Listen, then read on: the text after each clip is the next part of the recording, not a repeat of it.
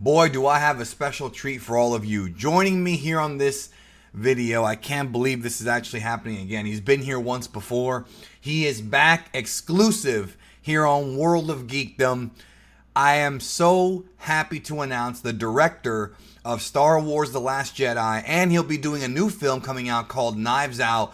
Please welcome back to World of Geekdom. Boy, we have a lot of questions for this guy. Rian Johnson. Hey Danny, it's so good to be back here. I totally loved the last video we did. It was a great interview. I heard that you like Last Jedi even more now than before. I don't know where you heard that from, sir, but that's not entirely true. We're going to get into it. So, wanted to ask you a question here, just off the top of my head. So, in Star Wars The Last Jedi, which came out now, gosh, a year and a half ago, people are still mad about it. Oh, well, you know, like the white guys on the internet, you know how they can be, you know. Oh, gosh, I wish our whole fandom was just women. That would make things a heck of a lot easier.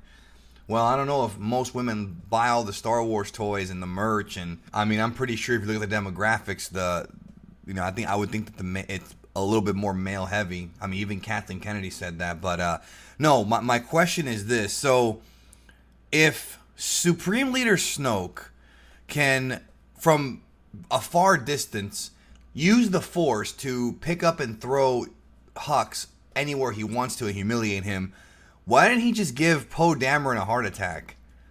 I mean, it's not really... Here's why, Geekdom.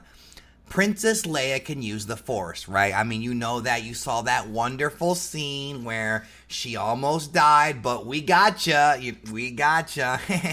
So she almost passed away, but she survived. And of course, her ability to use the Force can block Supreme Leader Snoke. And because of that, Poe Dameron is protected. So if she has that ability, why doesn't she just protect everybody? And if she can block Snoke, why does she just go take him on herself? I don't really understand it. Well, you know, there were limitations with technology. Carrie didn't want to do it, you know. But either way, I think it's still a wonderful story. All right, so next question. At the end of the movie, when the First Order lands on Crate and they have the big final battle, and, you know, everybody leaves on the Falcon, the remaining members of the Resistance, the Rebellion, they leave on the Falcon and they escape from the other side of the planet. Why didn't Kylo Ren just put ships all around the planet? Because there were still, the First Order fleet still had several ships. Why didn't he just put ships around the planet? Then that way when the Falcon takes off, they could just shoot it down on the way up. Like, why couldn't they just do that? I don't really understand that. Come on, Danny, you know that if we nitpick the movie like this, you're gonna find things like that. Let's just say it was the Force. I mean, if you watch the original trilogy, you know, I love those movies. I watch them all the time, at least once every 10 years. You can understand that anything can be explained with the Force. Why didn't the Emperor just give Luke a heart attack like you said? He's stronger, isn't he? Star Wars is not about making sense. It's about adventure. It's about women. It's about empowering those who need it. It's about representation. It's about all kinds of things, but not necessarily overly analyzing the plot. I mean, this isn't a galaxy far, far away, right? The rules are not quite the same. Yeah, I understand that, sir. So, I want to address the rumor of what's going on with your trilogy getting canceled. You know, they announced that the next 3 films in Star Wars are going to be coming out in a few years. The next 3 Star Wars films. We're taking a little break here. And the scuttlebutt amongst the film industry and the reporters is that, and these reporters are the same ones that love Last Jedi.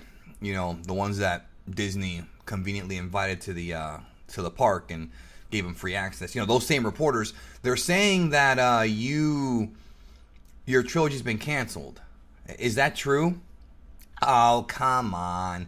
You know that's a load of malarkey.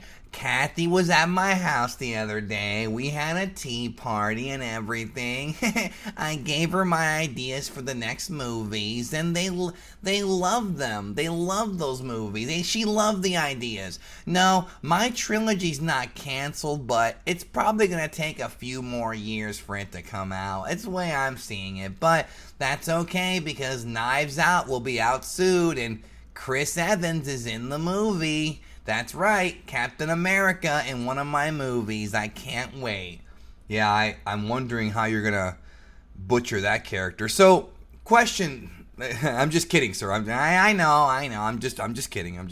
So, question. Speaking of which, have you seen Endgame? Because people were saying that the MCU is, very healthy, whereas Star Wars is not, and they blame you for a lot of it. But Endgame was a great conclusion to the saga, the first three, phases or whatever the case is, the Infinity Saga. So what did you think about the movie? What were your thoughts seeing it? Well, first of all, they had 21 other movies. Star Wars doesn't have that. Now, if I had 21 other movies, Last Jedi would have made billions. We would have easily beaten Avatar because Last Jedi is a classic. And anybody with a brain or a vagina knows it. Now, as far as Endgame, I enjoyed it. I thought it was fun. I wish there was a little bit more subversion. It was a little tiny bit predictable, but it was a great movie, and kudos to the Russos. Yeah, the Russos are great directors. I wanted to ask you about that. So when it comes to, subverting expectations, what would you have done differently? Is there any decision as you're watching the film that you would have looked at and said, you know what would the Rian Johnson spin, I guess, would be on this story? I mean, well, first of all, instead of can we talk about spoilers here? All right, we're going to give everybody a spoiler warning for Endgame. It's been out for 3 months. I'm sure everybody's seen it. So, yeah, we're good. Spoiler warning. Go for it, Mr. Johnson.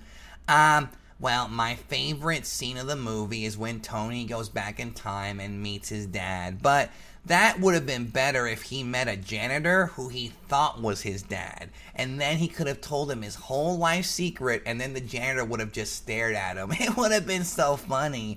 Also, I would have had Gamora bite Thanos' finger when he was pointing at her.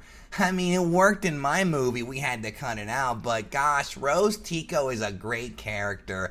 I would have also got the scene with all the girls teaming up. Oh my goodness. I mean, Endgame was great, but it had nothing on Captain Marvel. Captain Marvel made me feel all jittery and butterflies inside, seeing the wonderful, wonderful performance in that movie from all the actors. That's the best movie of 2019, if you ask me.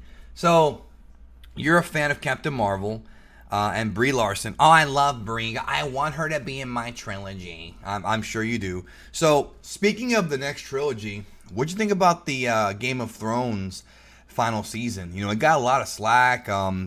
People saying that they Last Jedi'd it or whatever. I'm guessing you were okay with it? Okay with it.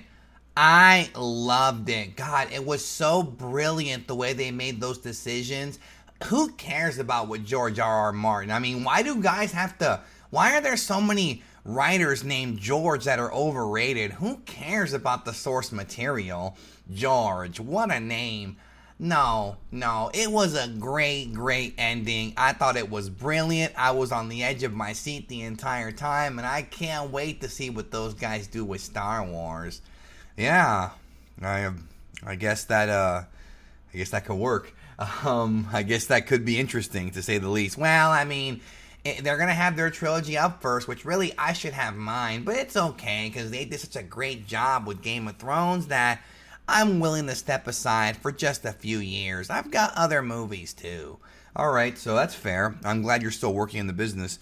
I mean, Last Jedi did make a lot of money, even though it may have hurt the franchise. Come on, don't believe what you read on the internet, especially things written by white males. Remember what Brie Larson said. So wait, what you're telling me is you don't agree with white males, but aren't you a white male? Well, see, there you go again. You're not living in 2019. Even though I might look like a white male, in fact, identifying as whatever I want, because nowadays you can identify as anything. So I choose to be a butterfly. So you're not, even though you're obviously a white male, you identify as a butterfly. That's what you're telling me right now. Why? Because, like Bart Simpson says, nobody suspects the butterfly.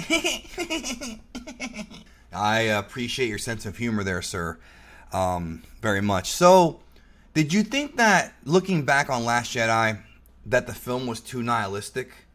Did you think it was a little too just with that kind of mentality?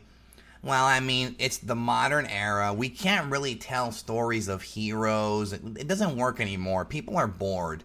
They want to have their expectations subverted, and that's what I think we did. I have a question actually about that. So, has there ever been a film, because you're a big fan of movies, has there ever been a movie that you put out, or I'm sorry, that you've seen, a movie that you've seen where you didn't direct it, you didn't write it, but you kind of wish you did, you kind of wish you were at least involved in the creative process of that?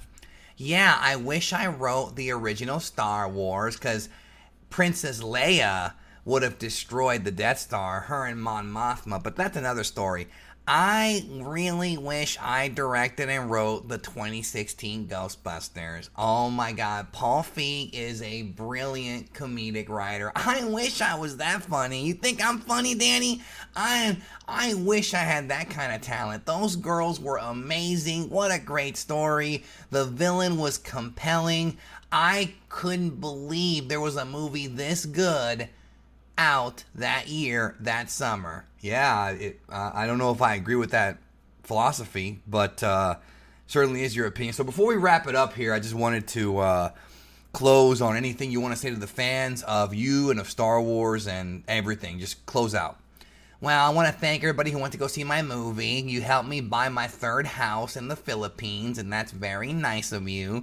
And I really hope you come back for my new trilogy, but I know you will. It's going to be exciting. We're not doing any of that stuff like Old Republic, or no, we're doing a totally different story.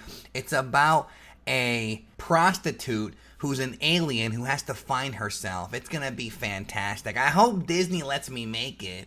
I certainly hope for your sake they do. Anyways, folks, that's Rian Johnson. Thank you for watching the interview, and I'll talk to you next time.